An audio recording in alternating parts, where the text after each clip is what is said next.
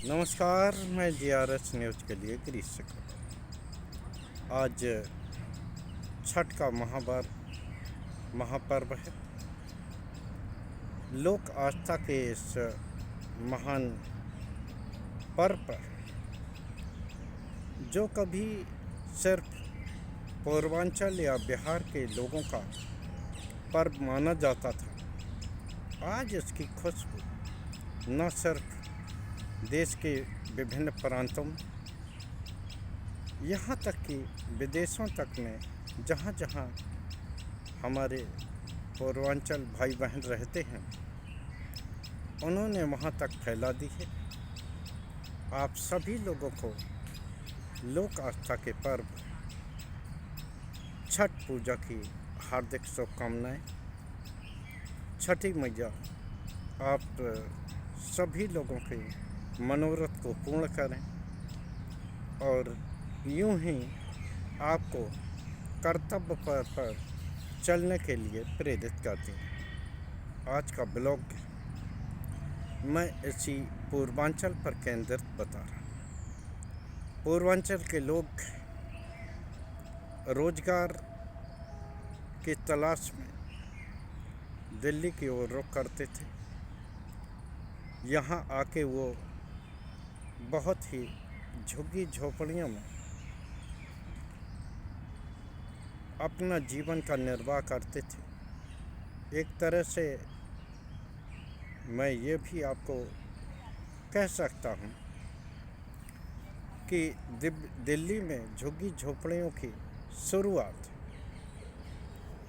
इन्हीं पूर्वांचल भाई बहनों ने या यूँ कहिए प्रवासी मजदूरों ने की है, जो अपने रोजगार के लिए दिल्ली की ओर कूच करते थे। बाद में जब वो यहाँ रहे तो उन्होंने छोटे छोटे रोजगार किए,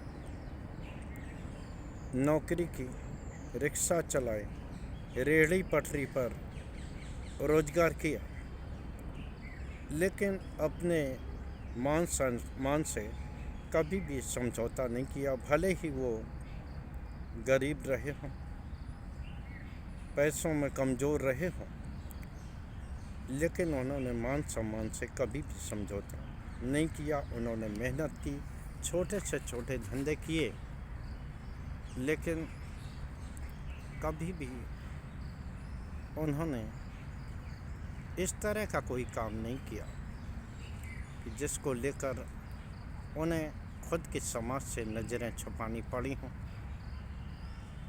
आज पूर्वांचल भाई बहनों का न सिर्फ दिल्ली में बल्कि जहाँ भी वो रह रहे हैं एक अच्छा खासा रसूख है, और वो अब धीरे धीरे मजदूर वर्ग से निकलकर मध्यम वर्ग और कोई लोग धनाढ़ वर्ग में भी शामिल हो गए हैं। दिल्ली में उनकी आबादी, जब पहले पूर्वांचली आए थे तो उनको बड़े हेय दृष्टि से देखा जाता था, क्योंकि यहाँ दिल्ली में पंजाबियों का बहुमत हुआ करता था और वो पंजाबी उन्हें बहुत ही हेय दृष्टि से देखते थे। लेकिन आज करीब 30% आबादी इन पूर्वांचल भाई बहनों की हो गई,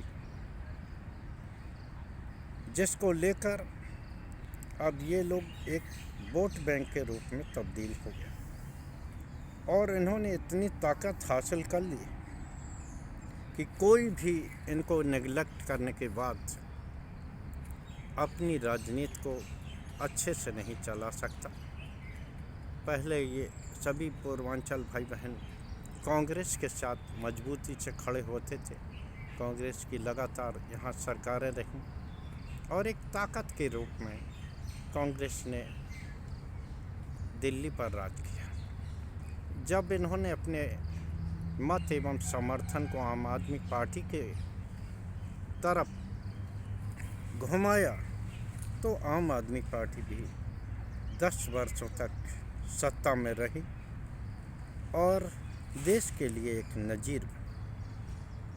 आज जब यही पूर्वांचल भाई बहन पिछले चुनाव में भारतीय जनता पार्टी की ओर शिफ्ट होते हुए दिखाई दिए, तो भारतीय जनता पार्टी की 27 साल बाद दिल्ली में सरकार बनी। आज जैसा कि मैंने आपको बताया कि दिल्ली में कोई भी ऐसा राजनीतिक दल नहीं है जो इन पूर्वांचल भाई बहनों को नेग्लेक्ट करके अपनी राजनीति कर सकता है। चाहे वो उसी पंजाबी बिरादरी के लोग हों, आज भी वो अपने विभिन्न धंधों के लिए, विभिन्न कार्यक्रमों के लिए, यहाँ तक कि राजनीति के लिए पूर्वांचल भाई बहनों पर आश्रित।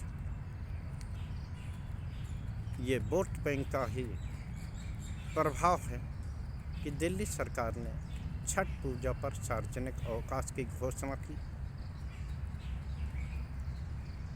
और दिल्ली की मुख्यमंत्री रेखा गुप्ता खुद अपने ही एक विधायक के आवास पर खरना का प्रसाद खाने पहुंचे।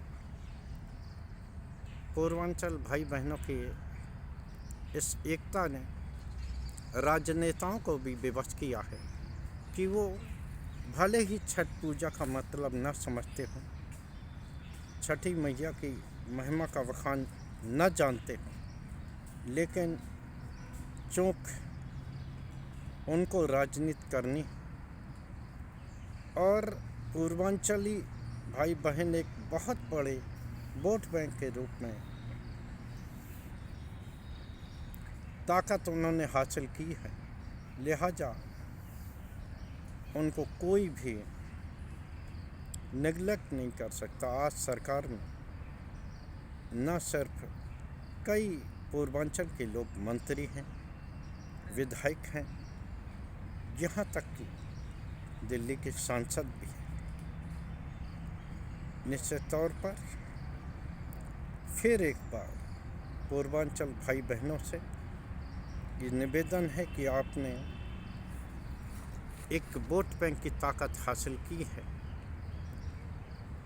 उसी ताकत को बरकरार रखते हुए आप अब अपने जीवन स्तर को ऊंचा बनाएं। भले ही आपने किसी तरह के काम किए हों, लेकिन आज जो झुग्गियों में रहने का जो दंश, उससे आप बाहर आएं। धीरे धीरे करके आप सरकार पर दबाव बनाकर अपने लिए कुछ योजनाएं बनवाएं, जिससे कि आपको भी वो सभी सुविधाएं हासिल हो सकें जिसके कि आप काबिल हैं, और आपको वो सुविधाएं मिलनी ही चाहिए। निश्चित तौर पर आज महापर्व है छठ का। आज पूर्वांचल की बहनें 3-4 दिन से व्रत रह के आज छिपते हुए सूरज को अर्घ्य दे के अपने इस व्रत को ऊंचाइयों तक ले जाएंगी। कल उगते हुए सूरज को अर्घ्य दे के इसका महापर्व का समापन होगा। आज जगह जगह महाछठ कमेटियों के जरिए व्रतियों की सुविधा के लिए तमाम तालाब बनाए गए, जिसमें वो आसानी से अपने संस्कृत को बचाकर छठी मैया का आशीर्वाद ले सकें। इतनी ताकत उन्हें, जैसा कि मैंने कहा, हासिल कर ली है कि सभी राजनीतिक दल के लोग बिना बुलाए ही उन पंडालों में आते हैं और ये चाहते हैं कि न सिर्फ छठी मैया बल्कि पूर्वांचल लोगों के मत भी उनको किसी तरह मिलते रहें, उनका समर्थन मिलता रहे, जिससे कि उनकी राजनीति फले फूले। आज के ब्लॉग में बस इतना ही। जय हिंद, जय भारत। कल फिर किसी नए मुद्दे पर आपके साथ जुड़ने का प्रयास करूँगा। जय हिंद, जय छठी।